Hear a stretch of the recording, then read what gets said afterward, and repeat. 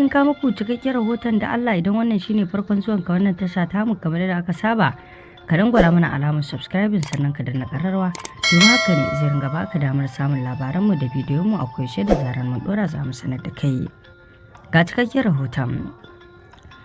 Mai saurare a yayin da zaben wato da yake karatowa na shekara ta 2023 kowa yana zuba ido ya ga wane ne zai maye gurbin shugaban ƙasa janar Muhammadu Buhari daga kowace jam'iyya, inda yanzu jam'iyyar APC take cike da wato kalubale na waɗanda suke muradin tsayawa takarar kamar su mataimakin shugaban ƙasar wato Yemi Osinbajo da kuma wato Tinubu da dai sauransu irin su Rotimi Amechi da kuma wato Rochas Okorocha. A yanzu muke samun labarin wato daga jam'iyyar NNPP Dr. Rabiu Musa Kwankwaso ya biya naira miliyan 30 inda ya siyi fam na tsayawa takarar shugabancin ƙasar Najeriya a jam'iyyar ta NNPP wadda ya koma. Tsohon gwamnan jihar Kano Dr. Rabiu Musa Kwankwaso ya biya naira miliyan 30 domin sayan fam na 'yan takarar mukamin shugaban ƙasa a yau Talata a ofishin jam'iyyar NNPP da ke Abuja. Jaridar Bangar ta ce shugaban jam'iyyar NNPP ta ƙasa Farfesa Rufai Alƙali tare da wato babban jami'in tsare-tsare Suleiman Hunkuyi wato shine suka karbi wato tsohon sanatan wato Rabiu Musa Kwankwaso a yayin da ya je siyan fam ɗin.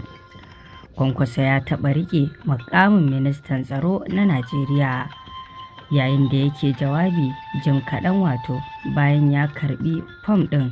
Ya ce jam'iyya mai mulkin Najeriya ta APC da babbar jam'iyya ta adawa PDP ba su da sauran wato rawan da za su taka wato domin 'yan Najeriya sun gwada su ga baki ɗayansu inda suka ga a yanzu sun gaza. Inda babu shakka masu bibiyar wato dukkan abubuwan da suke faruwa sun bayyana irin yadda wato abubuwan suke ƙara tafiya.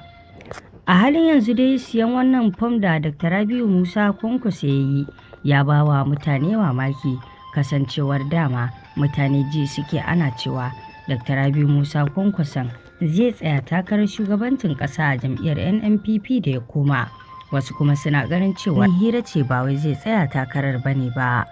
To sai gashi a yanzu wato cikin abin mamaki Dr. Rabiu Musa Kwankwason ya bayyana siyan fam ɗinsa inda kuma wato ya bayyana cewar zai tsaya takarar shugaban ƙasar ko kuma mu ce ma ya tsaya.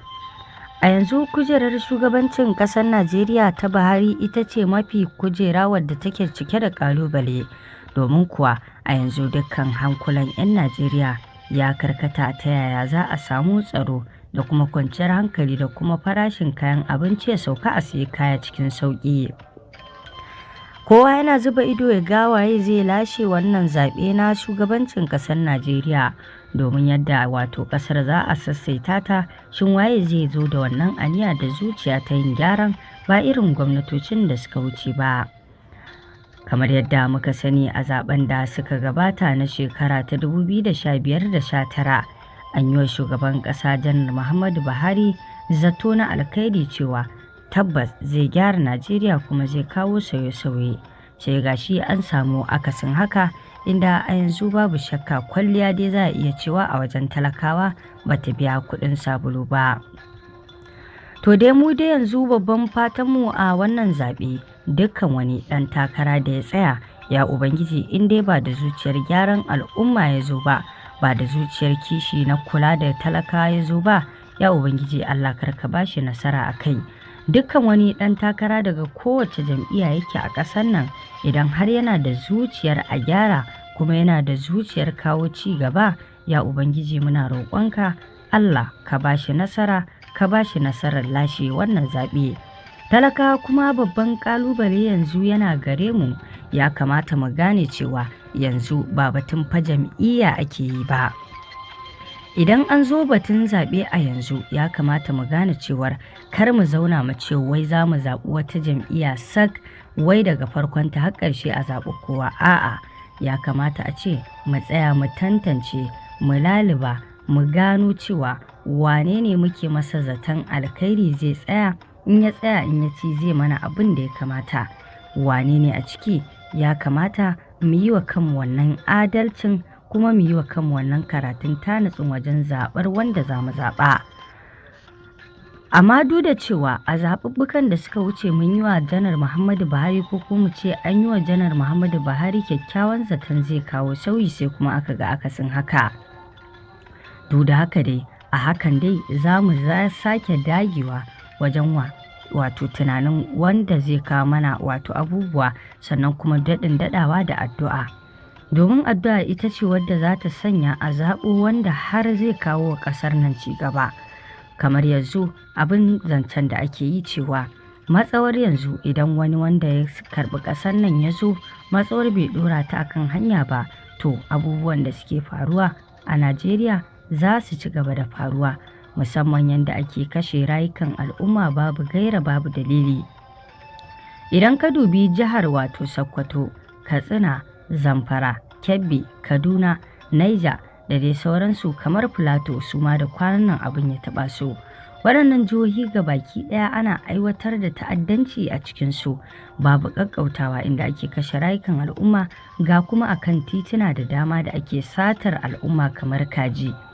Irin waɗannan abubuwa muke so mu ga an kawo ƙarshensu kuma kayan abinci sun sauka zuwa farashin da talaka zai siya ba tare da ya samu matsi a cikin wato rayuwarsa ba. Ya Ubangiji muna roƙonka Allah ka zaɓa mana shugaba na gari.